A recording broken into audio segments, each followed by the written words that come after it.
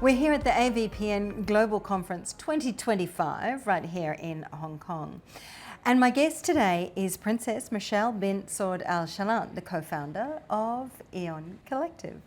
Welcome. Thank you. So great to have you with us today. Great to be with you this evening. Tell us about the collective and the inspiration behind it. Yeah, Noura and I, my co-founder, are systems thinkers, and we've started a lot of our work in the early days in climate and energy policy, and that was around 2015 when the SDGs were coming into shape. The Paris Agreement was starting to be formulated, and we understood very early on, because of that nerdiness within us, when you're knowing the science, the engineering, and what would it really take to do the systems change that is needed to fulfill our mandates and what we've put forth. We knew that we needed a vehicle to ensure that the kingdom was on that pathway of Saudi Arabia towards meeting those goals and targets. And that was when we founded Eon Collective. The intention behind it was always to ensure that we're taking one of the oldest legal structures, Islamic legal structures, which is that of Al-Awqaf, and really sort of formulate it in our own shape and to fulfill the mandates that we're trying to solve for. What we thought was missing from the conversation, this hyperfixation on climate, on biodiversity, on development, was a unifying lens. And the core of the question that we're trying to answer under Eon Collective is, what are the opportunities for creating pathways towards socioeconomic mobility for individuals and communities through the active action of repairing our planet? For us, philosophically, and that's where the name of Eon comes into play, this notion of sustainability in and of itself is good, but it's not the right tool for our current challenges, because if we are meant to sustain what we currently have, we'll be going into cycles of diminishing returns. So in our opinion, we need to take a lens that's a bit differentiated, that's looking at all of the challenges as opportunities, and that of planetary repair, of repairing what we've lost to get it to a point where we can sustain it. So what's the response been like? I mean, you started in 2016, Correct. so you've been on this journey now for 9 years. Absolutely. I'd imagine the response to what you're doing has changed over time. We've been really lucky to have really visionary leadership in the kingdom that was really banking on the strength of this new cohort of 30-year-olds that are meant to be carrying the burden or the opportunity of the task that we had at hand. When Saudi launched Vision 2030, for us, we took that to heart, not just a nice word or a vision or an aspiration that we're trying to meet and maybe deliver under, but something that was almost like a rallying call for everyone around. And that's been honestly really satisfying to see, is that when you put your minds together, when you're working within institutions in the private, government, and not-for-profit sector collectively as one unified body, what you'd be able to achieve. Now, where we saw that there's still a lot of work and momentum to be gained is on the environmental front.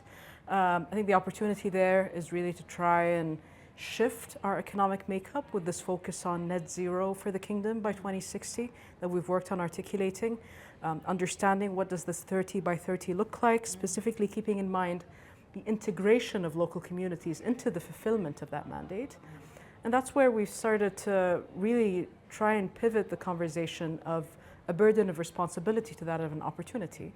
And alhamdulillah, I think when you find like-minded institutions, both within the kingdom, the region, and globally, it starts to work because you start to deliver. And when people see things materialize, they buy into this promise. And hopefully that's what we've been able to achieve over the past 9 years or so.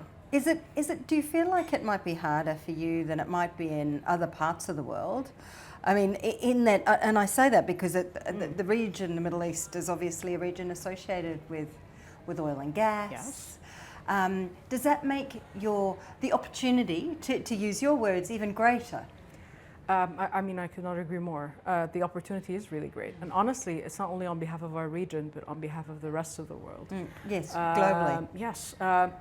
The beauty of having come from an oil and gas ecosystem is that we understand systems and systems inertia and what it takes to really undertake this full transformation of systems.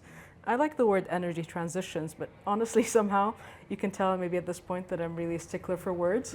Transition in and of itself sells you this easy progress of having, dials of bringing up a little bit of this, bringing down a little bit of that. But the reality of what we're trying to propose is a full transformation of systems.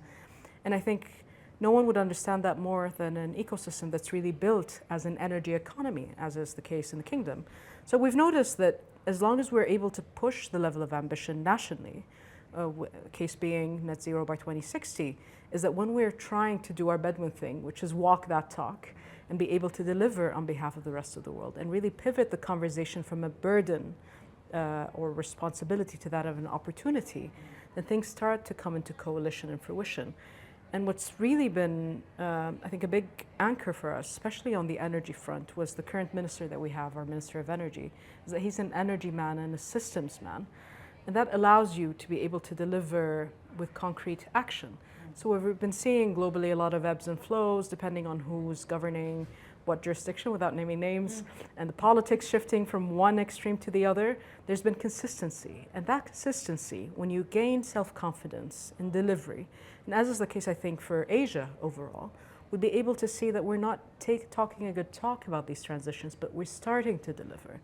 And honestly, maybe in the beginning, just trying to get everyone on the same boat, think of net zero as a national goal and target, is tricky because everyone gets into the debate of, is this really useful? Could we move forward? Could we do that? But the moment that you start delivering in concrete actions, getting closer to that 50% of renewables within your system, getting closer to that circular carbon economy that looks into the opportunity on hydrogen, especially green hydrogen, thinking about the mechanisms of finance across the board, then you start gaining self-assurance and saying that you'd be able to deliver.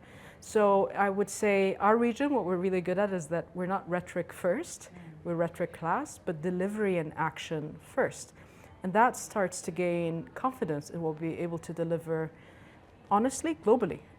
This is, I think, the kind of leadership that's needed, and I'm not saying Saudi's positioned to do so, but I think when we're gaining confidence of like-minded institutions that are not, or countries in this case, blocs, that are not focused on a rhetoric, but on delivering on our promises, then hopefully we'll be able to get to a better space globally. Princess, thank you so much for talking to us Thank you today. very It's much. been a pleasure to have you with us. Pleasure is mine. Thank you.